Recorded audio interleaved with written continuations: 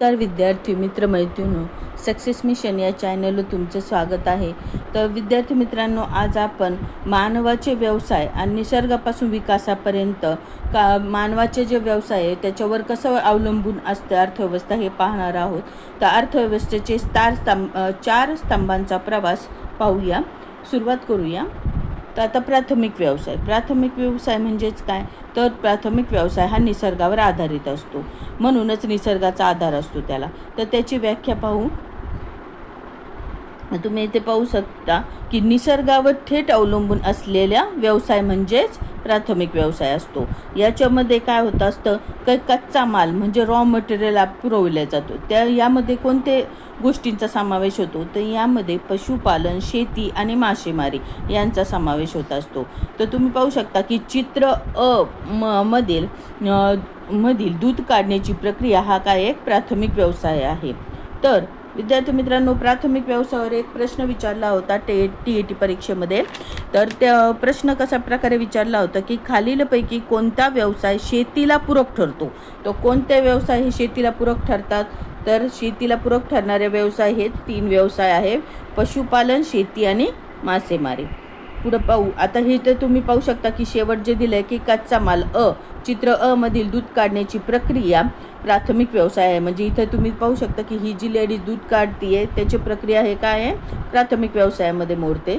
तर त्याचीच जे काही दूध काढलं जातं तर ते दूध डेअरीपर्यंत पोहोचवलं जातं. तर त्यावेळेस त्या दुधाला किती मूल्य दिलं जातं, तर त्याला समजा 40 रुपये प्रति लिटर एवढं समजा मूल्य दिलं जातं. तर नंतर त्यावर प्रक्रिया करून त्याचे टिकाऊपणा आणि आर्थिक मूल्य काय होतं, टिकाऊपणा प्रक्रिया केल्यावर काय होतं, टिकाऊपणा वाढतो आणि त्याच्यामुळे त्याचं आर्थिक मूल्य वाढतं. आणि कच्च्या मालाचं रूपांतर कशामध्ये होतं, पक्क्या मालामध्ये होतं. आणि मग जो 40 रुपये प्रति लिटर दूध असतं त्यालाच नंतर काय होतं की 200 रुपये पनीर बनलं तर त्याच्या 200 रुपये प्रति रुपये किलो असं काय होतं, त्याला भाव मिळतो.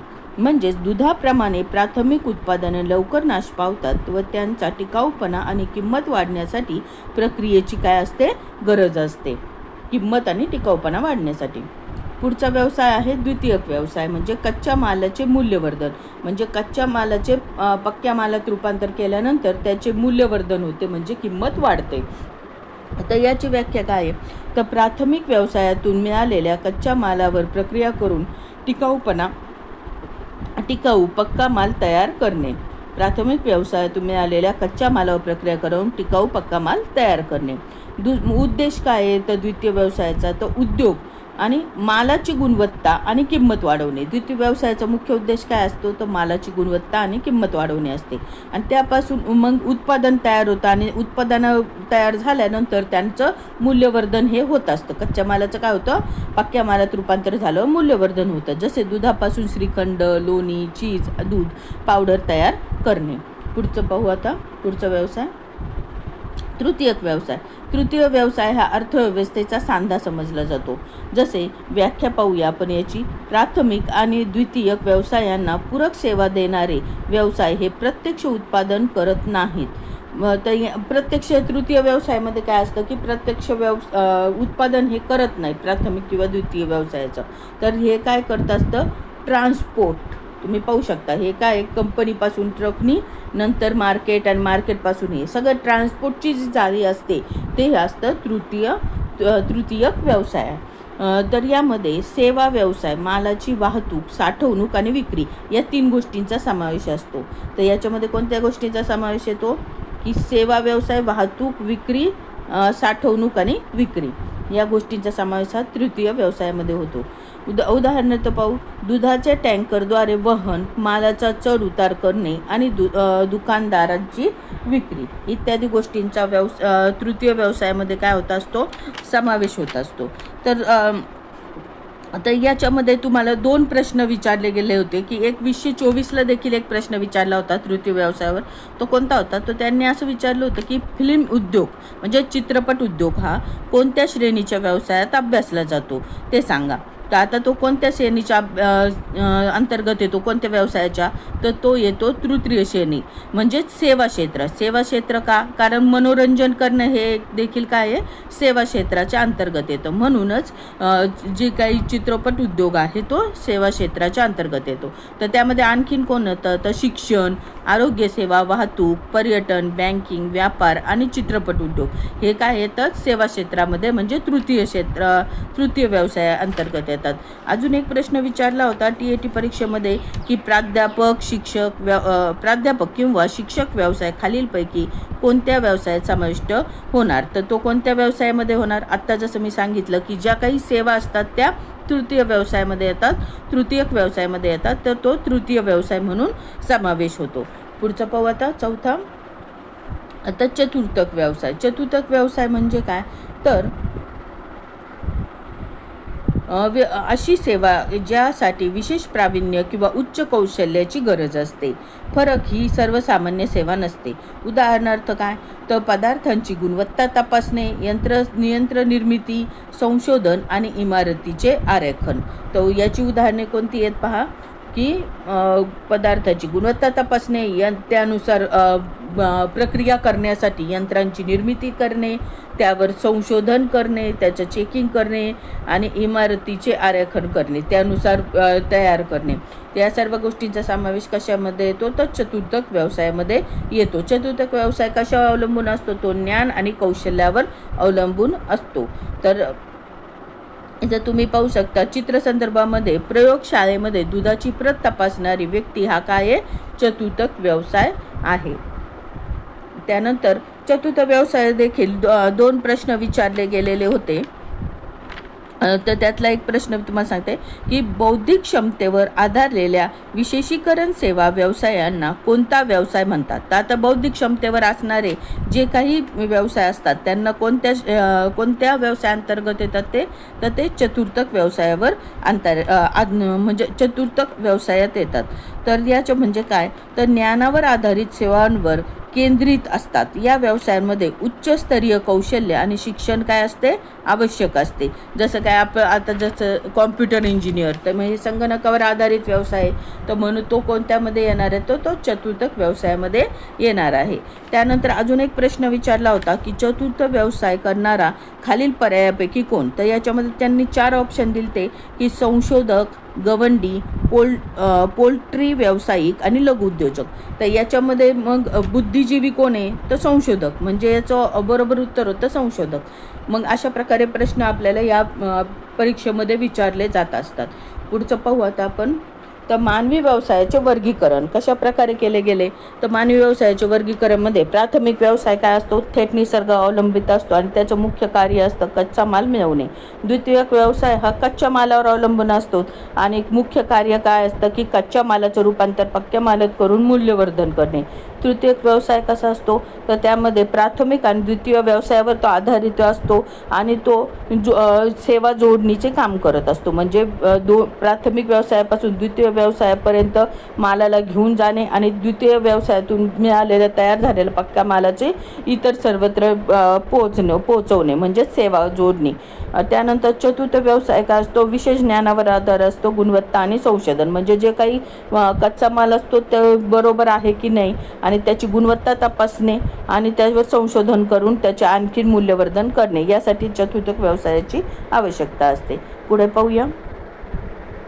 जसं ज्याप्रमाणे आपण दुधाचं पाहिलं त्याचप्रमाणे साखरेचं देखील असतं. तर ऊस ते साखर एक संपूर्ण पुरवठा साखळी असते.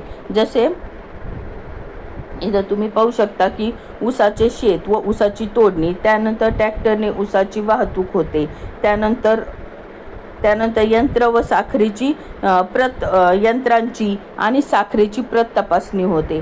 कारखान्यात जमा करणे व साखरेचे उत्पादन आणि साखरेची पोती वाहून नेणे व किरकोळ विक्री. पुढे पाहू.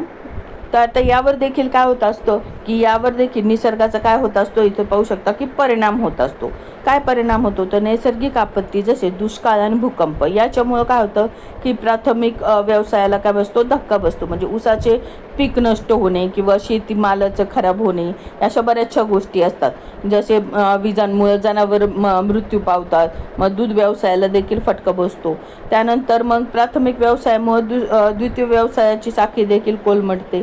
जसे द्वितीय परिणाम कच्च्या मालाअभावी साखर कारखाने बंद होतात किंवा जनावरांमध्ये आजारी आले की ते दूध विक्री केली जात नाही किंवा ते मृत्युमुखी पडले तर मग दुधाचं उत्पादन कमी होऊन जातं. त्यानंतर त्याच्यावरच तिसरा व्यवसाय अवलंबून असतो म्हणजे तृतीयकमध्ये तृतीयक आणि चतुर्थ व्यवसाय. म्हणजे जसे वाहतूक ठप्प होते, बाजारात साखरेचा तुटवडा होतो आणि नोकऱ्यांचे काय होते नुकसान होते. म्हणजे निसर्गाचा समतोल बिघडल्यास संपूर्ण व्यावसायिक साखळी काय होते कोलमडते. पुढे पाहू तर आता सूक्ष्म ते स्थूल राष्ट्रीय अर्थव्यवस्थेचा पाया आहे. म्हणजे हे चारही व्यवसाय काय आहे की राष्ट्रीय अर्थव्यवस्थेचा पाया असतात. जेव्हा आपण एका व्यक्तीकडून देशाच्या एकूण मनुष्यबळाकडे म्हणजे मॅनपॉवरकडे पाहतो तेव्हा आपल्याला देशाच्या विकासाची पातळी ही समजत असते. पुढे पाहू तर विविध देशांमध्ये मनुष्यबळांचे प्रमाण कशा प्रकारे आहे ते आपण पाहू आता. तर आता बांगलादेशमध्ये तुम्ही पाहू शकता इथे थोडंसं मिस्टेक झालेली आहे की इथं 30% तर इथं काय झाले 80% झालेले आहे. तर आता बांगलादेशमध्ये प्राथमिक व्यवसाय जो आहे म्हणजे ग्रीन ह्याच्यामध्ये जो तो प्राथमिक व्यवसाय आहे आणि जो काय आहे हा द्वितीय व्यवसाय ऑरेंज कलरमध्ये आणि हे काय हे म्हणजे तृतीय आणि चतुर्थ व्यवसायाचं हे प्रतीक आहे. हे दोन कलर ब्ल्यू आणि व्हायोलेट कलर.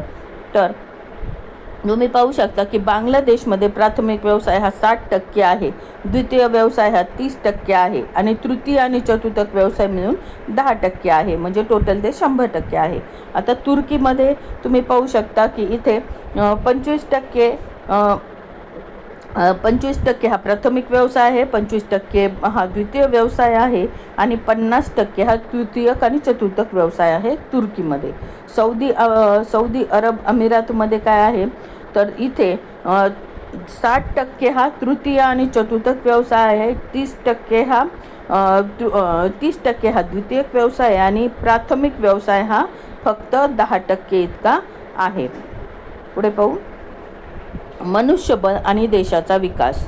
तर आता विकसनशील देश जे असतात तर विकसनशील देशामध्ये काय असतं की ज्या देशामध्ये प्राथमिक व्यवसायात जास्त मनुष्यबळ असते ते देश विकसनशील मानले जातात. उदाहरणार्थ बांगलादेश म्हणजे कमी आर्थिक उलाढाल होते तिथे.